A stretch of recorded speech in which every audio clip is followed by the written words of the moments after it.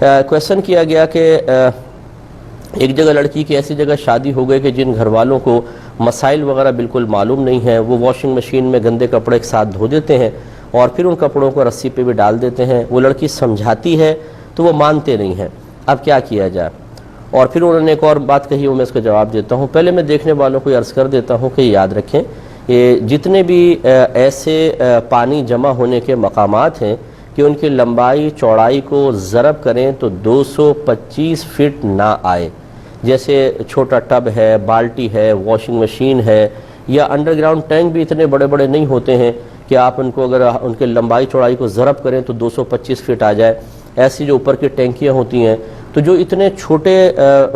इतने कम पानी को लिए हुए चीज़ें होती हैं, उन्हें उसे कहते हैं छोटा हौज़, या उस पानी को कलील पानी कहते हैं। और शरई लिहाज से इसका हुक्म ये होता है कि इनमें अगर एक कतरा भी नजासत गिर जाए, चाहे उसका रंग वगैरह ज़ाहिर हो ना हो, कुल नापाक हो जाता है। ये सब ये अच्छी तरीके से मसला जान लें कि इतना ऐसा कोई बर्तन, ऐसा कोई टैंक, ऐसा कोई हौज़ जिसकी लंबाई चौड़ाई को ज़रब करें तो 225 फीट से कम जवाब आए, वो सब छोटे हौज़ कहलाते हैं। वो पानी कलील पानी, थोड़ा पानी कहलाता है। और शरई लिहाज से अगर इसमें एक कतरा भी नजासत गिर जाए तो चाहे नजासत का रंग या उसकी स्मेल वगैरह ज़ाहिर हो ना हो, ये कुल पानी नापाक हो जाता है। लिहाजा वॉशिंग मशीन में जैसे ही नापाक कपड़े डाले जाते हैं, जैसे ही उन कपड़ों की नापाकी का इत्तिसाल पानी के साथ होता है, कुल पानी नापाक हो जाता है। फिर आप उसे जितना मर्जी घुमाते रहें, गोया कि वो नापाक पानी उसके बाहर हर तार में, हर धागे में घुस जाता है। और फिर हमारे यहाँ ऐसी होता है कि उन कपड़ों को निकाल कर फिर टब से उसके झाग को ख़त्म करने, टब के पानी से झाग को ख़त्म करने की कोशिश की जाती है। और जैसे ही ये नापाक कपड़ा टब के पानी से मुत्तसिल होता है, वो भी सारा नापाक हो जाता है। इसके लिए बेहतर तरीका यही होता है कि पहले से ही सब अपने अपने कपड़े पाक करके फिर वॉशिंग मशीन में डालें। यानी जितना हिस्सा नापाक है, मैंने बारहा बताया कि जैसे थोड़ा सा हिस्सा कोई नापाक होता है, जैसे मिसाल के तौर पे ये इसका इतना हिस्सा नापाक है, इसको नल का खोल दें मुनासिब धार में कि बहुत तेज़ ना हो कि इस पर लग के एकदम छींटे आप पर आए, हल्के से उससे खोल दें, हल्की सी धार, और फिर इसको पकड़कर मलते जाएं। जब आपको यकीन हासिल हो जाए, यानी दिल इसमें बिल्कुल मुतमईन हो जाए कि पानी नजासत को साथ बहाकर ले गया होगा, तो बस ये कपड़ा पाक है, फिर इसको वॉशिंग मशीन में डाल दिया जाए। अच्छा, अगर आपने कपड़े दिए और आपको नहीं पता कि वॉशिंग मशीन में कोई कपड़े नापाक भी थे या नहीं थे, तो शरीयत फिर उन तमाम कपड़ों को पाक ही कहती है। जब तक कि आप अपनी आंखों से कुछ नापाकी को ना देख लें, आप सिर्फ गुमान पर ये नहीं कह सकते कि भाई ये हो सकता है घर वालों ने कोई कपड़े ऐसे धो दिए हों जो नापाक हों, तो वो पाक ही हैं। और जो नापाक अगर आपने दिए हैं तो फिर ज़रूर सब के सब नापाक है। अब ये गुमान नहीं आप कर सकते कि शायद इतना पानी बह गया हो कि वो नजासत बह गई, क्योंकि वॉशिंग मशीन से धोते हुए इतना पानी अमूमन बहता नहीं है। हाँ, ये भी मैंने आपको बताया था कि अगर बिलफर्ज कपड़े धुल गए पाक और नापाक एक साथ, अब आपको पता है ये सारे कपड़े नापाक हैं, तो इनको एक दफ़ा बाल्टी सिस्टम से पाक कर लें। उसका तरीक़ा ये है कि आप इनमें से 2-3 कपड़े लेकर, जैसे 1-2 जोड़े लेकर बाल्टी में डाल लें, नल का खोल दें। जब ये ऊपर पूरा भर जाए तो हल्के से हाथ से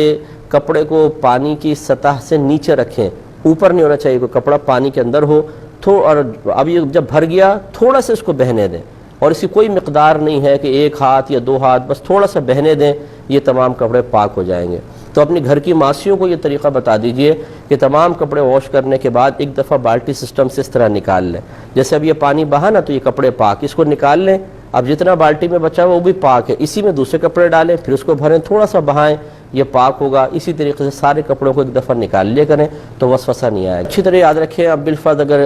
नापाक कपड़े थे और उनको पाक नहीं किया गया, इसी तरीके से मतलब हट धर्मी का मुजाहरा करके उनको बस निचोड़ नचाड़ के वो रस्सी के ऊपर डाल दिए, तो यकीनी सी बात है वो जब कपड़े नापाक हैं तो रस्सी भी नापाक होगी। और फिर अगर अब उसमें बिलफर्ज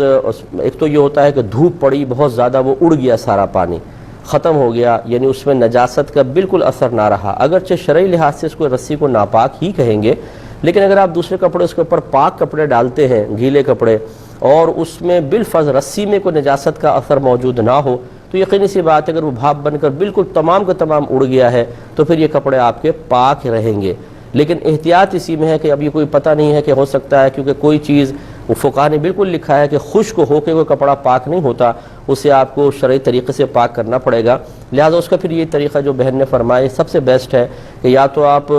جو نائلون کی رسی ہوتی ہے وہ لگائیں، یا جیسے یہ الیکٹرک کا تار ہوتا ہے ٹیلی فون وغیرہ کا جس پہ کوٹنگ ہوتی ہے، اور اگر آپ اس پہ مطلب گیلا کپڑا ایک سرے سے دوسرے سرے تک لے جائیں، ایک دفعہ پھر 2 دفعہ پھر 3 دفعہ، تو اگر بالفرض اس پہ کچھ ناپاکی بھی ہو تو شرعی لحاظ سے وہ بالکل پاک ہوگا، اس کو باندھ لیجئے۔ اب رہی ہٹ دھرمی کہ جی ہم مسئلہ نہیں مانتے، اب تو یہ مطلب یہ کہ اس میں کوئی مجھے تعجب نہیں ہوتا، کیونکہ عرصہ دراز ہو گیا ہے کہ ہمارے مسلمان بھائی ایک مسلمان گھرانے میں پیدا ہونے کے باوجود اپنے مذہب اسلام سے جتنے مطلب دور ہیں، اور معذاللہ ثم معذاللہ ایک بہت بڑی تعداد ایسی ہے جو خود مذہب اسلام کی تعلیمات کو ناپسند کرتی ہے۔